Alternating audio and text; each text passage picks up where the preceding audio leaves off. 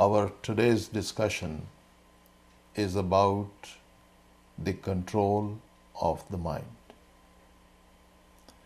Control of the mind is the most challenging and at the same time most rewarding of all human tasks.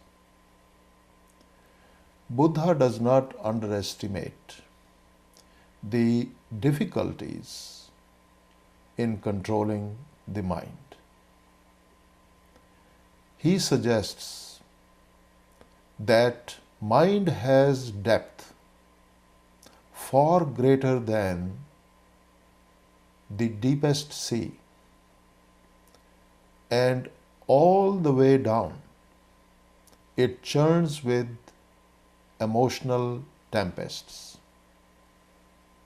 of which we are barely conscious, but which virtually control our thought and behavior. According to the Buddha, we do not need hell or afterlife to look for the devil. The mind in itself, being fickle, quick, and hard to focus, is the realm of the Mara. Mara is a personified name of all the devilish forces that inhabit our mind. In the depths of this mind lie untapped sources of great power, and these are desires and drives of such magnitude that the mind is rarely under any control at any time. It simply moves about as it likes. To train these forces to obey the conscious will, the Buddha says it is the only way to be free and to free the mind from racing towards old urges and proddings. But this kind of training, Mahatma Gandhi once said, requires patience of someone who is trying to empty the sea with a teacup. This is how difficult it is to control the mind. We should never underestimate that task. But there is a way to control the mind. And the method for training of the mind is meditation. We have strong desires, fears, attitudes, and aspirations. Every habitual way of our thinking determines our behavior. Meditation slowly allows us to access to a level of awareness where these tendencies get softened, and eventually mind is left with no habits at all. It rests in its native state of calm, clear, adaptable, and endlessly responsive.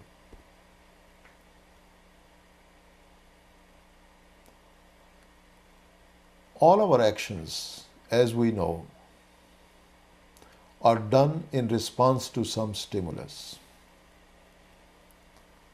If we get angry, if we exhibit any greediness, or we get jealous, there has to be some stimulating force to generate that tendency in us.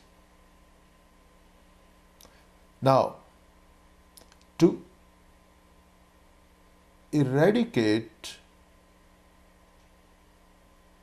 the generation of such tendencies in us requires stillness of the mind. But this achievement is exceedingly difficult because the mind churns with destructive thoughts which prevent us from going deep in our meditation, deep enough to make any necessary changes. However one tries to concentrate, the mind has subtle ways of wandering away to some desire or activity over which we have little or no conscious control. One who has truly learned to meditate, the Buddha says, he can claim thoughts which are pure, and he can aim those thoughts with accuracy and power of a skilled archer. Instead of thoughts going in all directions, each one finds its mark. These martial associations are appropriate because meditation is a battle, and this arrow is the weapon of wisdom. No conqueror, not even Napoleon or Alexander the Great, ever fought a battle more significant than that waged for control over one's own mind. To win the mind, the Buddha says, is a greater feat than conquering 1,000 times 1,000 men in a battlefield. It means ultimately the conquest of the death itself, an achievement that no worldly conqueror can ever claim. Until this victory is gained, however, the mind is still out of control, and an undisciplined mind not only cannot be relied on, it cannot avoid doing harm.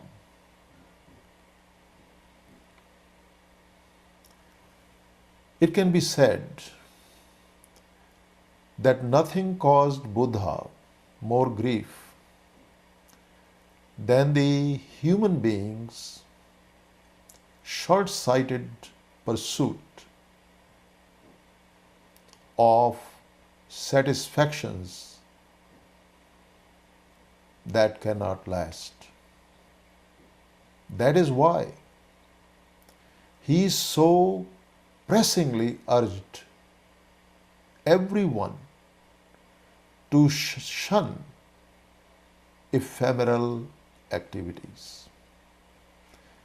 And this in order to pursue the only accomplishment that lasts.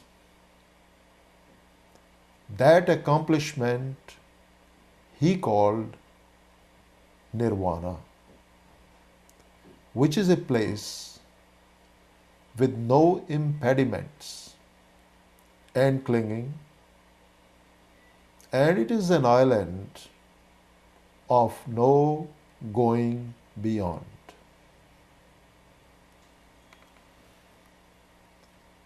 It is surprising that the Buddha devotes so much attention to suspending the operations of the very instrument which people associate with human progress.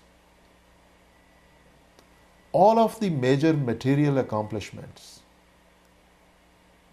of our civilization, like the development of the machine, the conquest of the disease, the triumph of the technology, they all stem from creative thought.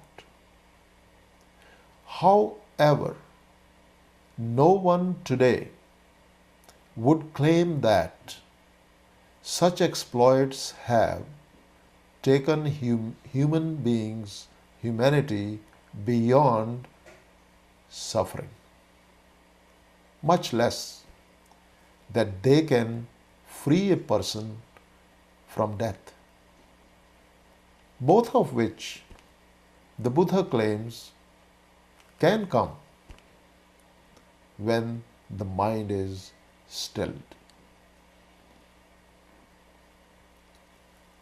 Moreover, less laudable feats like poisoning of the atmosphere, the production of diabolical weapons, so powerful that they can destroy life once and for all. They can also be traced to creative thought. So long as the mind is not under control, the Buddha says, destructive thoughts cannot be kept out, and selfish motives cannot help. The inertial drift of millions of such minds, which are not evil, but simply are uncontrolled, they can take this world to a precipice. Yet, as Buddha implies, that the power of a well-disciplined and trained mind is such that one clear-headed, compassionate individual appealing deeply to what is best in the human nature, that can be enough to reverse a destructive course of action.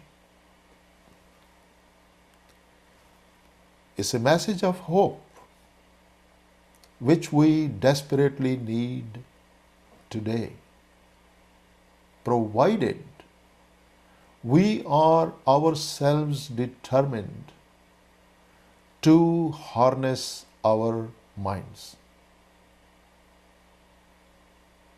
We have to choose the course of meditation to bring our minds under control. Because if we can collectively achieve this end, the world, which has recently gone into hellish state of living because of the most heinous and cruel actions perpetrated by some whose minds are not controlled. This place has become almost unlivable. Everywhere we find that life is very insecure. No one feels safe, whether at home or outside, anywhere, in any country. Bombs are blasting. And who can be more uncontrolled than someone who is prepared to commit suicide so as to kill some fellow humans? Make no mistake that such action on anyone's part is not commendable. It is the most reprehensible action, and it should definitely come to a stop. This is the place where we live, we exist. Why should we make this place as a hell when we can make it a heaven because of our achievements, which are amazingly very appreciable and which can really bring us healthier, happier, and more peaceful life if we choose. Let's hope that sanity will prevail and the message of such teachers as the Buddha and the Jesus will come straight to our hearts, and we shall start living rather than perishing.